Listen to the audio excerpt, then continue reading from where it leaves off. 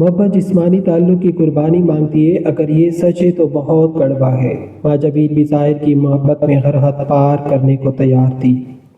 ماں جبین والد کی لاڈلی بولی بیٹی تھی۔ ساحر لالچی تھا، اس لیے اس نے ایک منصوبہ بنا لیا۔ جب ماں جبین کی شادی ارغمان سے ہو رہی تھی تو وہ پریشان تھی۔ ساحر چاہتا تھا کہ ماں جبین شادی کے بعد بھی اس سے تعلق میں رہے اور ساری جائیداد اپنے نام کروا لے اور عمر خان کو راستے سے ہٹا کر اس سے شادی کر لے۔ یہ ایک بھیانک منصوبہ تھا جس میں ماں جبین اس کا ساتھ دے رہی تھی۔ میرے ماما جی بہت محنتی آدمی تھے، ہمہ وقت اپنے کام سے کام رکھتے۔ تھوڑے سرمایے سے بزنس شروع کیا، کام کے دھنی تھے، ساری زندگی محنت کی اور برسوں کی ریاضت کے بعد بڑے تاجر بن گئے۔ یوں دن دولت ان کے گھر کی باندھی بن گئی۔ ماما جی کو نمائشی زندگی سے تعلق نہ تھا، سیر و تفریحی کی جانب بھی دھیان نہ تھا۔ ہاں، جائیداد بنانے کا شوق ضرور تھا، نامود و نمائش اختیار کرنے کی بجائے جو روپیہ جوڑا اسے پلاٹ مکانات اور دکانیں خریدنے میں کپا دیا۔ وہ دور دراز علاقوں میں سستے پلاٹ اور پرانی کوٹیاں خرید لیتے تھے جو چند برسوں بعد مہنگی ہو کر لاکھوں کا منافع دیتی تھی۔ خدا جانے میرے ماموں کو اس کا شوق سے کیا تسکین ملتی تھی۔ حالانکہ اولاد میں ایک اکلوٹا بیٹا تھا جس کا نام ارمغان تھا۔ وہ نیک اتوار اور خوبصورت تھا، بیٹی اللہ نے دی نہ تھی کہ جہیز کا تفکر ہوتا۔ جب ارمغان جوان ہوا تو سب کی نظریں اس پر لگ گئی۔ رشتہ داروں میں ہر ایک اپنی بیٹی کا رشتہ ارمغان کو دینا چاہتا تھا۔ ماں باپ بھی اسی آرزو میں جی رہے تھے کہ بیٹے کے سر پر صحرا باندھے۔ بچپن میں ممانی کا خیال تھا کہ اس کی شادی میری بہن سے کرے گی، لیکن جب دولت چوڑ پار کر برسنے لگی تو ان کی نیت بدل گئی اور ان کو میری آپی سے رشتہ بے جوڑ لگنے لگا۔ انہوں نے باتوں باتوں میں میری والدہ کو باور کرا دیا کہ وہ اپنے بیٹے کا رشتہ اپنے ہم پلہ لوگوں میں کرے گی، لہٰذا آپ لوگ آس میں نہ رہے۔ ارمغان سیدھا سادہ بس اللہ لوگ تھا۔ اس لڑکے نے کبھی نہ سوچا کہ خود ہی کسی لڑکی کو پسند کر لوں تو وہ کسی کی جانب آنکھ اٹھا کر دیکھنے سے بھی لجاتا تھا۔ اس کی ماں نے بہو پسند کرنے کی مہم شروع کر دی۔ بالآخر ان کو ایک لڑکی پسند آ گئی جس کا نام ماں جبین تھا۔ ممانی ہر ایک سے یہی کہتی تھی کہ میں نے ارمغان کے لیے جو لڑکی پسند کی ہے وہ چند آفتاب ہے۔ جوڑی کو چند آفتاب و چند مہتاب ہی ہونا چاہیے۔ ماں جبین اپنے نام کی طرح سچ مچ چاند کا ٹکڑا تھی، مگر یہ چاند بے داغ نہیں تھا۔ وہ پہلے ہی کسی کی صورت آنکھوں میں بسا چکی تھی اور اس کے دل پر محبت کا داغ ثابت ہو چکا تھا۔ اس کو اپنا رشتہ ارمغان سے طے ہونے پر بہت قلق ہوا۔ اس طرح وہ اپنے محبوب سے بچھڑ جاتی۔ اس نے ساحر کے ساتھ تعلیم حاصل کی تھی، اگرچہ گریجویشن کے بعد کالج کو خیرآباد کہہ دیا تھا، مگر اس کے بعد بھی آپس میں روابط رکھے ہوئے تھے اور باقاعدگی سے ملتے رہتے تھے۔ ماں جبین کے والدین آزاد خیال تھے، ان کو پرواہ نہ تھی کہ ان کی بیٹی سہیلی کے گھر کہاں جاتی ہے اور کتنی دیر میں واپس آتی ہے۔ بہرحال منگنی ہو گئی۔ ماموں ممانی بہت خوش تھے تو ارمغان بھی بہت خوش تھا کہ لڑکی کے حسن نے سحر کا کام کیا تھا۔ یہ کیسے خبر تھی کہ وہ تو پہلے سے ہی عشق کی زنجیروں میں جکڑی ہوئی مجبور لڑکی ہے۔ وہ ایف.اے. تک میرے ساتھ پڑھ چکی تھی، میرے اس کے ساتھ دوستی تھی، لہٰذا میں اس کو جانتی تھی۔ اور ہی کیا، کلاس کی سب لڑکیاں جانتی تھی کہ وہ جب کوئی خیال دماغ میں بٹھا لیتی تو پھر اس کو نکالنا محال ہوتا تھا، اس لیے سب اس کو جنونی لڑکی کہا کرتی تھی۔ اور یہاں تو سوال دل کا تھا، میں سمجھ رہی تھی وہ بھی ارمغان سے شادی پر راضی نہ ہوگی کیونکہ وہ ساحر سے وعدے کر چکی ہے۔ اس کے والدین دولت مند تھے، ان کو اپنی دولت و حیثیت کا بخوبی علم تھا۔ انہوں نے بیٹی کو سمجھایا کہ ارمغان کا رشتہ بہت اچھا ہے کیونکہ لڑکا نیک اتوار اور خوبصورت ہے اور سونے پر سہاگا، والدین کی دولت کا اکلوتا وارث ہے، لہٰذا ہمارا کہا مان لو اور اس رشتے سے انکار مت کرو۔ والدین کے دباؤ سے بے حد پریشان بھی، کیونکہ ساحر ایک اوسط گھرانے سے تھا کہ جہاں زندگی سفید پوشی کے کفن میں لپٹی ہوئی تھی، پر ہزاروں خواہشات کا گلہ گھونٹ کر جینا پڑتا تھا۔ دوست ہونے کے ناطے ماں جبین نے اپنی پریشانی مجھ سے بیان کی۔ وہ نہیں جانتی تھی کہ ارمغان کا رشتہ بچپن میں بھی میری آپی سے طے ہوا تھا۔ بہرحال وہ مجھ پر اعتماد کرتی تھی۔ تبھی کہا، شازیہ بتاؤ، میں کیا کروں؟ میں اپنے والد سے مقابلہ نہیں کر سکتی تو کیا میں ساحر کے ساتھ بھاگ جاؤں؟ ایسا مت کرنا، میں نے اس کو سمجھایا۔ والدین کو دھوکہ دے کر گھر سے بھاگ جانے پر جانتی ہو ان کو کس قدر صدمہ ہوگا۔ انہوں نے تمہیں پالا پوسا، تمہارے لاڈ اٹھائے ہیں۔ کیا یہ حوصلہ دو گی تم ان کے پیار کا، جبکہ ساحر کے خاندان کے بارے میں تم جانتی بھی نہیں ہو؟ اس کا گھر دیکھا ہے اور نہ اس کی فیملی سے ملی ہو، یہ تو آنکھیں بند کر کے کنویں میں چھلانگ لگانے والی بات ہے۔ تو پھر کیا کروں؟ تم ساحر سے ملتی ہو؟ ہاں، تو اسے ایک لمحے کی رپورٹ دیتی ہوں، ہم مسلسل رابطے میں ہیں۔ کیا تم نے اسے بتایا ہے کہ تمہارا رشتہ ارمغان سے ہو رہا ہے؟ ہاں بتایا ہے۔ اس نے کیا کہا؟ وہ خاموش رہا، وہ کچھ نہیں کہتا ہے۔ اس بات پر میں چونک گئی، ایسے کیسے ہو سکتا ہے جبکہ آگ دونوں طرف برابر لگی ہو؟ دل کی لگی کب کسی کے چین سے بیٹھنے دیتی ہے؟ پھر اتنی بڑی بات کو سن کر ساحر چپ کیوں ہے؟ حقیقت یہ تھی کہ گھر میں جو بات ہوتی یا والد شادی کے بارے جو مشورہ کرتے، وہ ایک ایک حرف اپنے چاہنے والے کے گوش گزار کر دیتی تھی۔ اب یہ شخص ایک لفظ نہیں کہتا، حالانکہ جب عشق کا بھوت سوار ہو تو دماغ کے چراغ گل اور آنکھوں پر پٹی باندھ جاتی ہے۔ نوعمر لڑکیاں سچے جذبوں کے ساتھ کسی نوجوان پر بھروسہ کر لیتی ہے، دوسرے معنوں میں اس کے ساتھ عشق اور وفا کا رشتہ نبھا رہی ہوتی ہے، جبکہ وہ یہ نہیں جانتی کہ ان کا محبوب کسی لائق ہے، کس کماش کا ہے۔ یوں نادانی میں لٹ جاتی ہے یا والدین کی ناموس کو خاک میں ملا کر کسی کوٹے کی زینت بن جاتی ہے، یا قتل ہو جاتی ہے، برے عناصر کے چنگل میں پنستی ہے، یا غلط لوگوں سے بلیک میل ہوتی رہتی ہے۔ میں نے بہت سوچ سمجھ کر اس کو مشورہ دیا کہ ماں جبین، جتنی پریشانی تمہیں ہے ویسی ہی ساحر کو بھی ہونی چاہیے تھی، مگر وہ چپ ہے، تو اس کا مطلب یہ ہے کہ وہ اس معاملے کو سنجیدہ نہیں لے رہا۔ تم ایسا کرو، اسے کہو کہ وہ تمہارا ساتھ دے تاکہ تم ارمغان کے بجائے اس کے ساتھ شادی کر پاؤ۔ کس کے ساتھ؟ وہ پوچھنے لگی۔ یا تم اس سے پوچھ لینا کہ وہ کس طرح تمہارا ساتھ دے سکتا ہے، پھر جو وہ کہے اس پر عمل کر لینا۔ اگر اس نے گھر سے بھاگ چلنے کو کہا تب؟ ماں جبین اور زیادہ پریشان ہو گئی۔ ارے بھائی، پہلے اس سے بات تو کرو، جب وہ کہے کہ بھاگ چلتے ہیں تب مجھے بتانا، پھر سوچیں گے کیا کرنا ہے۔ ٹھیک ہے، تم کہتی ہو تو میں اس سے ساتھ دینے کا کہتی ہوں، تم کو کہنا ہی پڑے گا۔ نہیں کہوں گی تو مسئلہ کیسے حل ہوگا؟ رائے فرار نہ پا کر اس نے ساحر سے کہا، ڈیڈی کسی صورت میری شادی کسی اور سے کرنے پر راضی نہیں ہوں گے۔ ان کا تو بس یہی فیصلہ ہے کہ ارمغان کو ہی داماد بنانا ہے۔ اب تم بتاؤ کیا کروں؟ اگر تم ساتھ دو تو میں تمہاری ہر بات ماننے کو تیار ہوں، ہم گھر سے بھاگ کر کورٹ میرج کر لیتے ہیں، یہی وقت ہے۔ ماں جبین اس کو بتا چکی تھی کہ جس لڑکے سے اس کی شادی ہو رہی ہے وہ جائیداد کا اکلوتا وارث ہے۔ تبھی ساحر نے اس کو یہ مشورہ دیا کہ فی الحال وہ والدین کا کہنا مان لے۔ وہ بولا، تم ارمغان سے شادی کر لو لیکن مجھ سے رابطہ مت توڑنا، اس طرح ہم ملنے کی کوئی صورت نکال لیں گے۔ یہ جواب سن کر ماں جبین اور پریشان ہو گئی، سوچنے لگی کہ ساحر کو یہ پتہ نہیں ہے کہ ایک شادی شدہ عورت کا کسی دوسرے مرد سے ملنا ملانا یا رابطہ رکھنا اتنا آسان نہیں ہوتا۔ پھر بھی اس نے کتنے آرام سے یہ بات کہہ دی، ایک بار بھی نہیں کہا کہ شادی سے انکار کر دوں یا میں اپنے گھر والوں کو رشتے کے لیے تمہارے گھر بھیجتا ہوں۔ ماں جبین کے والد روشن خیال تھے، ممکن تھا کہ اس کے آنسو ان کا دل موم کر ہی لیتے، لیکن ایسا تبھی ممکن تھا جب ساحر ایک بار رشتہ مانگنے کی حامی تو بھرتا۔ ماں جبین نے مجھے بتایا کہ ساحر نے تو ٹنڈے ٹنڈے یہ جواب دیا ہے۔ اب کیا کروں؟ مجھے اندازہ تھا کہ ساحر ایک لالچی نوجوان ہے، جبکہ ماں جبین اپنے جذبے میں سچی اور کڑی ہے، مگر کچی عمر میں تجربہ نہیں ہوتا۔ اس جیسی لڑکیاں نہیں جانتی کہ زمانہ کیا ہے، دنیا کیسی ہے، لوگ کیسے ہیں، اور جس کو ہم دل کی گہرائیوں سے چاہتے ہیں وہ کیسا ہے۔ ماں جبین والدین کی لاڈلی بولی والی بیٹی تھی، وہ یہ کیسے اندازہ کر سکتی تھی کہ آگے کیا ہونے والا ہے۔ اس جیسی لڑکیوں کو کچھ پتہ نہیں ہوتا، نہ مستقبل میں پیش آنے والی سنگینیوں کا احساس ہوتا ہے، بس عشق کا جادو سر چڑھ کر بول رہا ہوتا ہے، تبھی یہ لڑکیاں برباد ہو جاتی ہیں۔ پھر والدین یاد آتے ہیں جو سچا پیار کرتے ہیں، ہر دکھ اور غم سے بچاتے ہیں، لیکن پھر پچھتاوے کیا ہوت یہ جب چڑیا چگ گئی کھیت۔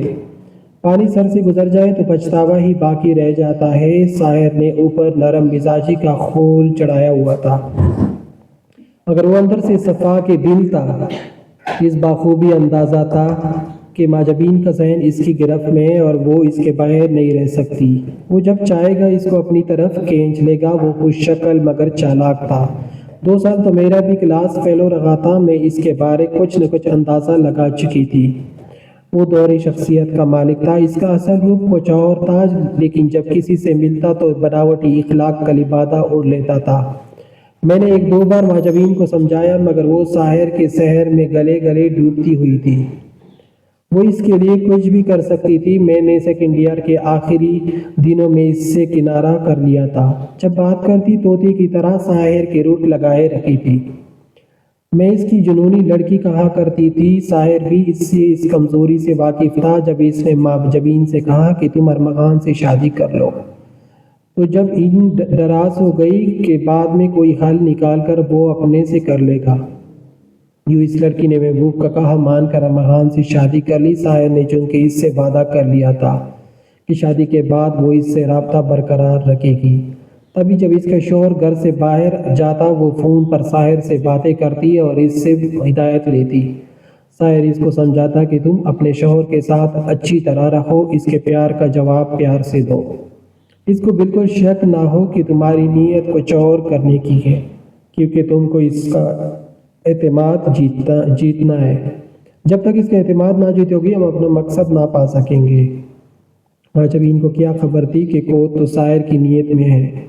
اگر وہ اس کا گھر بسائے رکھنے یا اس کے ماں باپ کی عزت کی خاطر ایسی ہدایت اسے کرتا تو بلا شبہ وہ ایک عظیم اور فرشتہ صرف انسان ہوتا، لیکن ایسا بالکل نہ تھا۔ ادھر بیچارہ ارمغان جو ماجبین کو پا کر بہت خوش تھا، اپنی بیوی کو ٹوٹ کر چاہنے لگا تھا۔ وہ اس کا بہت خیال رکھتا تھا۔ ماموں اور ممانی اس فرصت کے واری ہوتے مدتوں بعد اسی گھر میں خوشی آئی تھی۔ وہ سب کی چہتی تھی۔ کچھ دنوں تک رشتہ داروں کی چہل پہل رہی اور مبارک سلامت کا سلسلہ چلتا رہا۔ دعوتیں ہوتی رہی۔ پھر جب یہ ہنگامہ ذرا سرد ہوا تو ماجبین نے ساحر سے پوچھا اب مجھے کیا کرنا ہے؟ ان لوگوں نے تو مجھ سے بہت زیادہ دل لگا لیا ہے۔ یہاں نئی زندگی شروع ہو چکی ہے اور میں اس زندگی کا حصہ بنتی جا رہی ہوں۔ ہم کیسے ایک ہو سکیں گے؟ ایک وقت گزرتا جائے گا، اتنی دوری بڑھتی جائے گی۔ آخر تم نے سوچا کیا ہے؟ سوچا یہ کہ تم ارمغان کو راستے سے ہٹاؤ گی اور ہم پھر ایک ہو جائیں گے۔ اس سے پہلے تم پیار میں ارمغان کی جائیداد اور بینک بیلنس اپنے نام کرواتی رہو۔ تمہارے سسر دل کی مریض ہیں، اب بیمار بھی رہنے لگے ہیں۔ انہوں نے کاروبار بیٹے کو سونپ دیا ہے۔ میں اس لیے مناسب وقت کے انتظار میں ہوں۔ جو لوگ منفی سوچ رکھتے ہیں، لمبی منصوبہ بندی کرتے ہیں، وہ بڑے تحمل کے ساتھ اپنی منصوبہ بندی کو کامیابی سے ہمکنار کرنے کا بھی سوچتے رہتے ہیں۔ ساحر کا ذہن اس طرح تھا اور ماجبین روبوٹ کی طرح اس کے ہر حکم پر عمل کر رہی تھی۔ ہمارے ماموں ممانی زیادہ چالاک نہ تھے۔ انہیں گمان بھی نہ تھا کہ وہ جس بہو کو پھولوں کی طرح رکھتے تھے اپنی بیٹی سمجھتے ہیں، وہ کس ڈگر پر چل رہی ہے۔ انہی دنوں ماموں بیمار ہوئے اور وفات پا گئے۔ ایک بڑا کانٹا از خود ان کے راستے سے نکل گیا اور ساری جائیداد ارمغان کے نام ہو گئی۔ اب ماجبین نے کہنا شروع کیا کہ آپ جائیداد میرے نام کر دیں، اگر آپ کو مجھ سے محبت ہے تو مجھے محفوظ کریں۔ ارمغان نے کہا ایک شرط پر، جو ہی ہمارے گھر پہلا بچہ ہوگا جائیداد تمہارے نام ہو جائے گی۔ ماجبین جو بچے کی پیدائش کے حوالے سے احتیاطوں میں لگی تھی، اس نے ساحر کو شوہر کی شرط بتا دی۔ ساحر نے کہا کوئی بات نہیں، اس طرح اگر تم صاحب جائیداد ہو جاتی ہو تو یہ گھاٹے کا سودا نہیں ہے۔ تب ماجبین نے احتیاط چھوڑ دی اور ایک بیٹی کی ماں بن گئی۔ اب اس نے شوہر کو اس کی شرط یاد دلائی۔ ارمغان تو بیوی کی محبت میں سرشار رہتا تھا۔ اس نے کہا یہ بھی کوئی مسئلہ ہے؟ میری جان، میں تمہارا ہوں تو میری ہر شے تمہاری ہی ہے۔ جو ایک روز اس نے محبت کی سرشاری میں آدھی جائیداد بیوی کے نام کر دی اور کہا کہ باقی جائیداد بیٹی کے پیدائش پر تحفہ دوں گا۔ مانی نے تو پہلے ہی اپنا حصہ ارمغان کے نام کر دیا تھا، انہوں نے اور کسے دینا تھا۔ جب ماجبین نے بیٹے کو جنم دیا تو ارمغان کی خوشی کا کوئی ٹھکانہ نہ تھا۔ اب بلا کون ان کی خوشگوار زندگی بارے عشق کر سکتا تھا۔ ارمغان نے اپنے کال مال و متاع کا مالک بیوی کو بنا دیا۔ عورت کتنی بھی گمراہ ہو، جب ماں بن جاتی ہے تو اپنے بچے سے وفادار ہو جاتی ہے، اور اسی سبب شوہر کے ساتھ بے وفا نبھا دیتی ہے مگر جی جانے کی اس مٹی کی بنی تھی کہ اسے نہ تو بچوں کے خیال تھا اور نہ آگے شوہر کے بےلوث پیار کا۔ اس کا دل خاوند کی چاہت پا کر بھی اس کی جانب مائل نہ ہو سکا۔ وہ اب بھی سائر کے سیر میں گرفتار اس کے خیالوں میں گم رہتی تھی۔ جب ایک شادی شدہ عورت کے لیے وہ خیر محرم تھا، لیکن اس نادان کے دل پر تو جیسے مہر لگ چکی تھی کہ اسے اچائی برائی گناہ و ثواب کسی بات کا لحاظ ہی نہ رہا تھا۔ وہ اگر شادی کے بعد سائر سے رشتہ توڑ کر رابطے ختم کر ڈالتی تو اپنا گھر آباد کر کے گھریلو خوشیوں سے دامن بھر لیتی اور اپنے بچوں کی محبت سے بھی لطف اندوز ہوتی، مگر اس بد نصیب عورت کے لیے خوش نصیبی، گھر کا سکون، شوہر کا پیار، تمام آسائش و آرام بے معنی ہو گئے تھے۔ واقعی وہ ایسے جنونی لوگوں میں سے تھی جن کو اخلاقی اقدار کا لحاظ نہیں تھا۔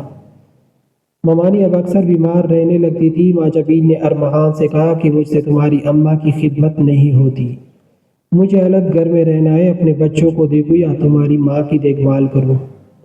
ارمغان اپنی بوڑھی ماں سے علیحدہ نہیں ہو جانا چاہتا تھا۔ اس بات پر آئے دن جھگڑا فساد رہنے لگا۔ ماں تو پھر ماں ہوتی ہے، اس نے جب گھر میں اپنی توجہ سے بے سکونی دیکھی تو بیٹے کی پریشانی کا غم دل پر لے لیا۔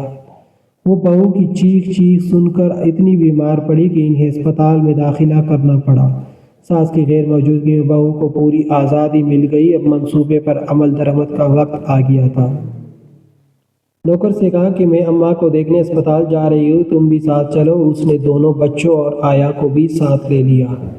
آیا سے کہا کہ اسپتال کے اندر چھوٹے سے بچوں کو نہیں لے جا سکتے، تم ان کے ساتھ گاڑی میں بیٹھے رہنا، اور ڈرائیور سے کہا کہ تم بھی گاڑی کے پاس رہو تاکہ بچوں کی نگرانی کر سکو۔ پھر وہ نوکر کے ہمراہ ساس کو دیکھنے اور ان کے روم میں چلی گئی۔ شوہر کو چلتے وقت فون کر دیا تھا کہ آپ گھر آ جائیے، میں اماں کو دیکھنے جا رہی ہوں۔ ارمغان کے پاس گھر کی دوسری چابی تھی۔ وہ فوراً گھر روانہ ہو گیا، گیٹ پر پہنچا، تالا کھولا اور آرام کرنے اپنے کمرے میں چلا گیا۔ رات بھر ماں کے پاس جاگتے گزارنے سے وہ بہت تک گیا تھا۔ لیٹتے ہی نیند آ گئی۔